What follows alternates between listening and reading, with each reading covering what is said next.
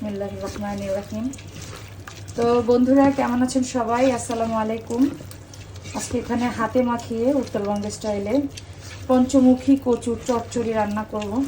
তো এর আগেও আমি এই রান্নাটা করেছি, আপনারা দেখেছেন। এই যে এই মশলাটা এখানে আছে হচ্ছে পেঁয়াজ, কাঁচামরিচ বেশি করে দেওয়া, পেঁয়াজ বেশি করে দেওয়া, হলুদের গুঁড়া, লবণ আর হচ্ছে আপনার একটু সয়াবিন তেল। তো এই জিনিসটা আপনি যত মাখবেন তত আপনার চচ্চড়ি টেস্ট হবে। তো এটা আমি রাঁধুনির গুঁড়া দিয়ে চচ্চড়িটা করব। তো আপনারা রাঁধুনির গুঁড়া কারা কারা চিনেন অবশ্যই কমেন্ট করে জানাবেন। এই যে অনেকে রাঁধুনির গুঁড়া আবার চিনে না, এই যে রাঁধুনির গুঁড়া, এটা হচ্ছে রাঁধুনির গুঁড়া, এটাই আমি দিব। এইটুকু দিয়েই পুরো তরকারি অনেক সুন্দর স্মেল হবে। তো আমি মাখতে থাকি, আপনারা একটু দেখেন যে কীভাবে কী করতেছি। এই রাঁধুনির গুঁড়া দিয়ে মানে রাঁধুনির যে সেন্ট, এই চচ্চড়ি দিয়ে এক প্লেট গরম গরম ভাত খাওয়া হয়ে যাবে, কেউ 2-3 প্লেটও খেতে পারবে, এত টেস্টি। ঠিক আছে, এই যে আমি পঞ্চমুখী কচু কেটে রাখছি, তো সেটা এখন আমি দিয়ে দিব। তারপরে আমি চিংড়ি ভেজে রাখছি, একটু আগে আপনাদের সাথে রিল শেয়ার করেছি, তো সেই চিংড়িটা ভাজা সেটাও আমি দিয়ে দিব। তো দেখেন চিংড়ি ভাজাগুলো কেমন হয়েছে। তো চচ্চড়িটা এটা অনেক মজা হবে, এই চচ্চড়িটা। তো দেখেন আমি কীভাবে মাখতেছি, আগে ইয়ে করো না, হ্যাঁ।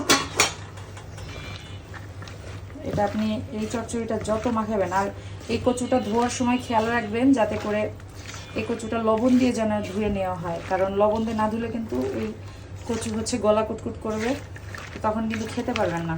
এই জন্য লবণ দিয়ে ধুয়ে রাখবেন অবশ্যই। লবণ দিয়ে ভালো করে মাছ যেভাবে কচলায় ধুয়ে ঠিক সেভাবে ধুবেন। ওই হাত দিয়ে একটু এটা দাও, তো ওইখানে ধরো, ওখানে ধরো, সমস্যা নেই। হ্যাঁ, চিনিটা দাও ওই হাত দিয়ে দাও, এর মধ্যে দেবো না, দিয়ে দাও। তো এই যে চিংড়িটা দিয়ে দিচ্ছি, এটা দিয়ে একসাথে মাখবো। তো দেখেন তো কেমন লাগতেছে লুকটা। এখানে লাস্টে পরিমাণ মতো একটু পানি দিয়ে দিব, হাত ধুয়ে, যতটুকু দরকার আর কি, বেশি দেওয়া যাবে না। এই চচ্চড়ি হচ্ছে মাখার ওপরই টেস্ট। এটা রান্না করার পর আপনাদেরকে ফাইনাল লুক দেখাবো, আপনারা অবশ্যই কমেন্ট করবেন যে কেমন হচ্ছে।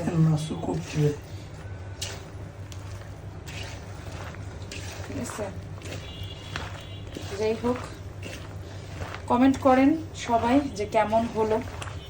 ঠিক আছে, তো সবাই ভালো থাকবেন, সুস্থ থাকবেন। আল্লাহ হাফেজ।